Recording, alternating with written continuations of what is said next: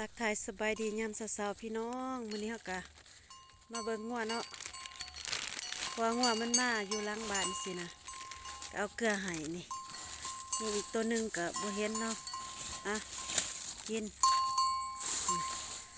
เอาเป็นงัวลาดเนาะงัวแบบว่าเฮาเลี้ยงธรรมชาติพี่น้องเลี้ยงธรรมชาติกินก็อาจจะแสบเนาะแล้วก็ราคาก็แพงแด้เพราะเฮาบ่ได้เลี้ยงแบบว่าค้างไว้หั่นน่ะอันนี้แบบเฮาปล่อย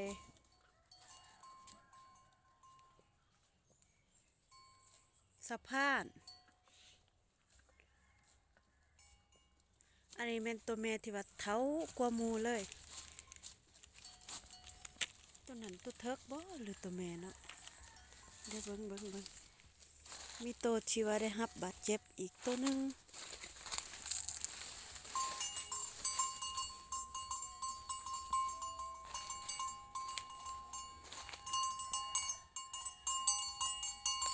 เออเออเออเออเออนี่แม่นเนาะ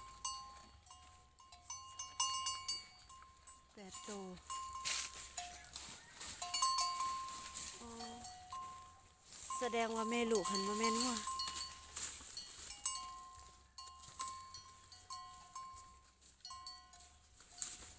ก็งงอยู่ว่างัวไผ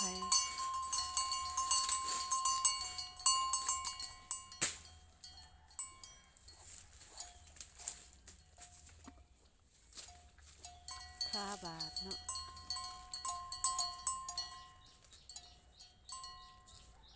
ลูกสะดาวน่าจะตัวนี้เพราะว่าเป็นลูกพี่กายเนาะ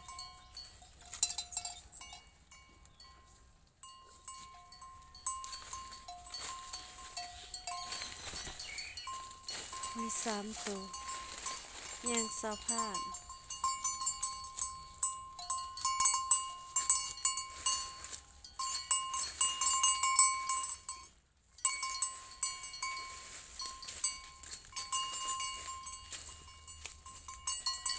นี่แหละตัวไปตัวหนึง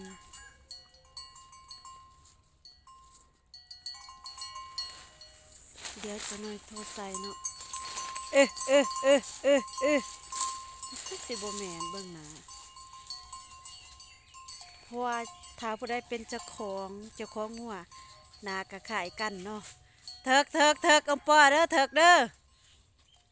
มันก็คล้ายผู้นั้นเนาะ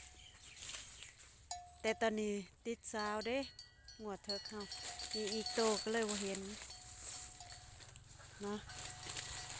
อ่ะนี่ตัวแม่นี่หันแม่นยังบ่ทันได้เกิดเนาะปีนี้เนาะ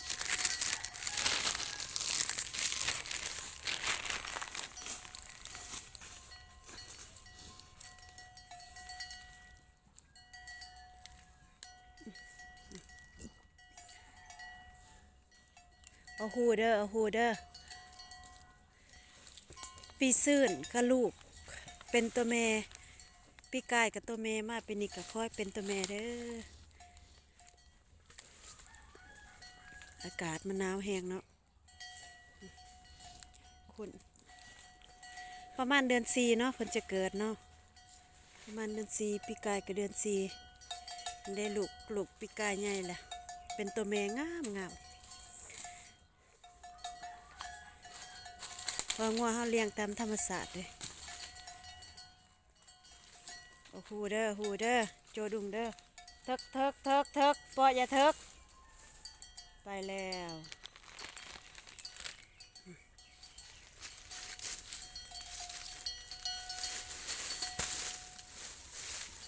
อันนี้เสาพาน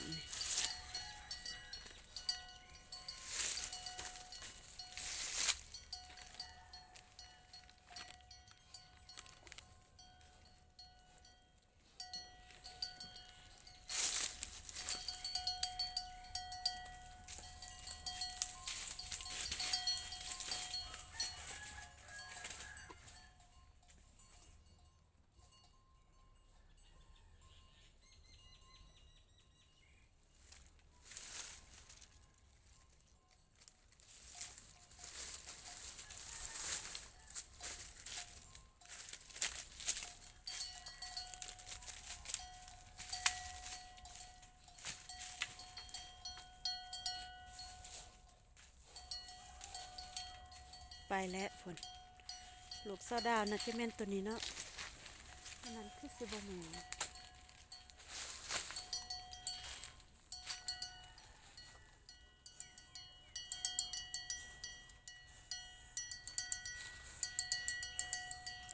อันนั้นลูกเพิ่นงามตัวสีขาว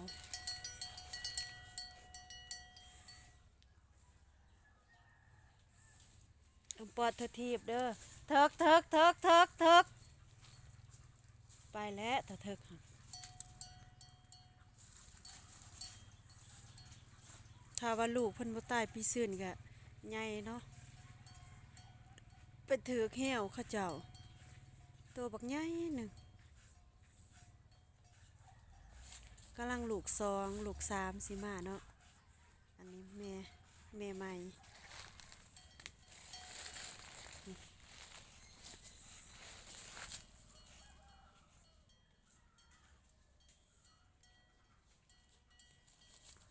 นี่แม่นที่ว่าเฮาตัดกาแฟเนาะแต่ว่าเก็บกาแฟแล้วล่ะ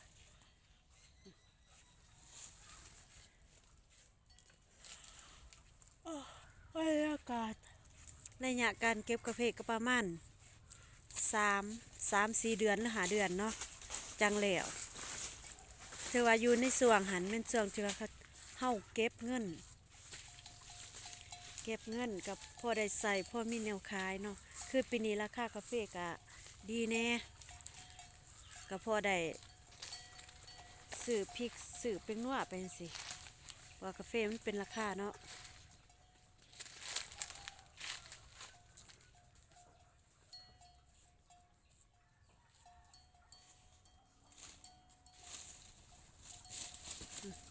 กินก็กิน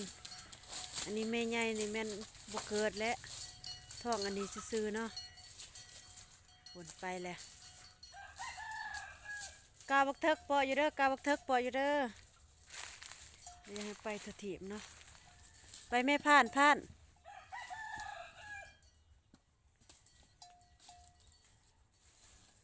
อันนี้ยังจะกินเกลืออยู่